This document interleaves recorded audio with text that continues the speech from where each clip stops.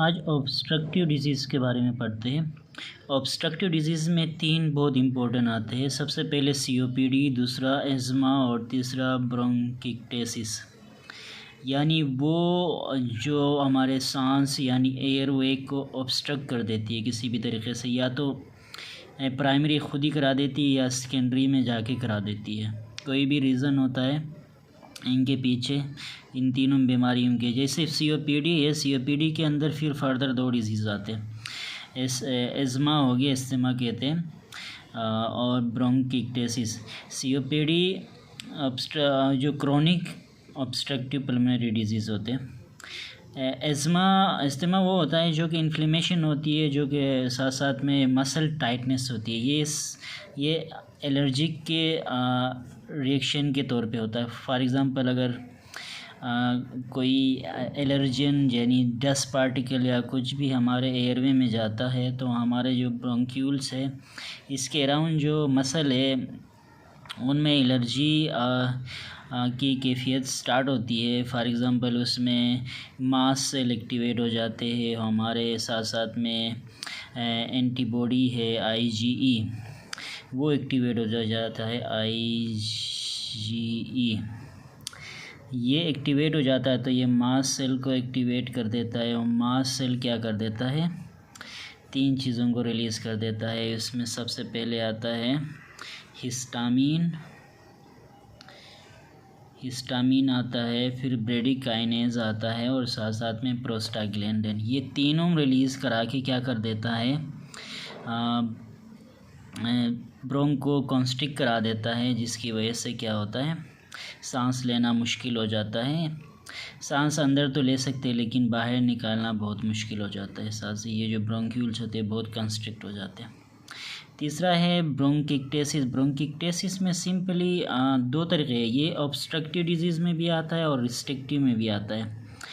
अगर डैमेज हुआ है जो ब्रोंकियल वॉल्व है, जो ब्रोंकियल वॉल्व, ये जो ब्रोंकिया है या ब्रोंक्यूल है, इनके अराउंड जो भी वॉल है, जो भी दीवार है, अगर ये डैमेज हुआ है किसी भी रीज़न, किसी भी इन्फेक्शन, कोई भी रीज़न की वजह से, तो क्या होगा, म्यूकस सिक्रीशन ज़्यादा होगी। जब ये म्यूकस सिक्रीशन ज़्यादा कर देगा ब्रोंक्यूल्स में तो रिस्ट्रिक्ट वो होगा, ऑब्स्ट्रक्शन होगा सांस लेने में।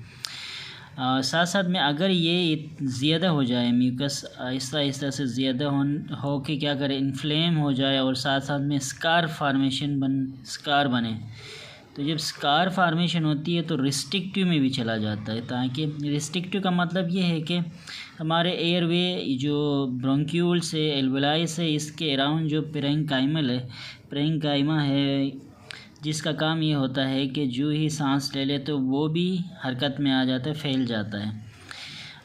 अगर ये बीमारी आ जाए, स्कार फार्मेशन हो, तो वो जो बाहर की पेरेन्काइमल है वो इलास्टिसिटी उसमें ख़त्म हो जाएगी, तो वो हिलेगा नहीं अपनी जगह से, तो ये रिस्ट्रिक्ट कर देगा ताकि ये ब्रोंक्यूल या एल्वेलाइस इन्फ्लेम वो क्या कहते हैं, फूले ना। तो ये इसको कहते हैं ब्रोंकिक्टेसिस। अभी पढ़ लेते हैं सीओपीडी के अंदर दो मेन डिजीज़ है। एक है एम्फाइसीमा, दूसरा है क्रोनिक ब्रोंकाइटिस। इसमें थोड़ा सा माइनर सा डिफरेंट है। ये दोनों डिजीज़ सीओपीडी का नाम लेंगे तो ये दो बीमारियां है बस, एक एम्फाइसीमा है, दूसरा है क्रोनिक ब्रोंकाइटिस। ब्रोंकाइटिस का मतलब सही वर्ड है, ये ब्रोंक्यूल से रिलेटेड है। एम्फाइसीमा का मतलब ये है कि ये एल्वेलाई से रिलेटेड है। ये एल्वेलाई के इश्यूज़ होते हैं। एल्वेलाई में इलास्टिसिटी ख़त्म हो जाती है, रिकॉइल नहीं होता है, जिसकी वजह से ऑब्स्ट्रक्शन आ जाता है। ये क्रोनिक ब्रोंकाइटिस का मतलब ये कोई भी इन्फ्लेमेशन हो जाती है किसमें, ब्रोंक्यूल में, और म्यूकस की वो प्रोडक्शन ज़्यादा हो जाती है। एम्फाइसीमा मैंने ये बताया कि इलास्टिसिटी लूज़ हो जाती है। फॉर एग्ज़ाम्पल ये एक नॉर्मल एल्वेलाई है, ब्रोंक्यूल आके यहाँ एल्वेलाइज में कन्वर्ट होते हैं। अब ये जो एल्वेलाइज के बीच में एक एल्वेलाई से दूसरे एल्वेलाई में एक जगह है, जैसे यू बना हुआ है, देख ये एरियाज, ये और ये एरिया, इसको कहते हैं सेप्टास। एक बड़ा एल्वेलाई है, इनके मल्टीपल सेप्टास होते हैं। अगर कोई भी इशू हो, कोई स्मोकिंग की वजह से या कोई और कार्सिनोमा की वजह से ये बीच वाले सेप्टास ख़त्म हो, डैमेज हो, जैसे यू बने देखो, इसी तरह बिल्कुल क्लियर बने, तो क्या होगा, ये खुला ही रहेगा, मतलब ये कि रिकॉइल नहीं होगा। इसे कहते हैं एम्फाइसीमा।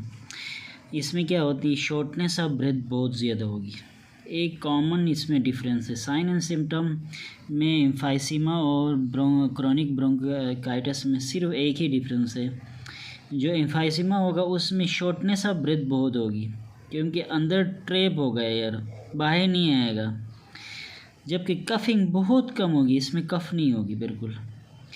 आप उल्टा जाएंगे तो ब्रोंकाइटिस में देखो तो ब्रोंक्यूल्स में इशू है, सांस लेना तो इसमें भी मसला है, लेकिन सांस लेना इतना शॉर्टनेस नहीं होगी जितनी इसमें कफिंग होगी, क्योंकि म्यूकस की प्रोडक्शन ज़्यादा होती है, जिसकी वजह से क्या होगी, प्रोडक्टिव कफिंग इसमें ज़्यादा होगी। एक ही डिफरेंस है, वो ये है कि इसमें शॉर्टनेस ज़्यादा होती है, इसमें कफिंग ज़्यादा होती है। दोनों कॉज स्मोकिंग हो सकते हैं, कोई भी इरिटेंट या स्टिमुलस हो सकता है। आप इसको एक्सरे से पता ही चलेगा, क्योंकि ये पूरा वो हुआ है, फैला हुआ है, तो एक्सरे में पूरा वाज़ेह नज़र आएगा, बड़े बड़े एयरवेज, मतलब ये कि पूरा एयर अंदर नज़र आएगा।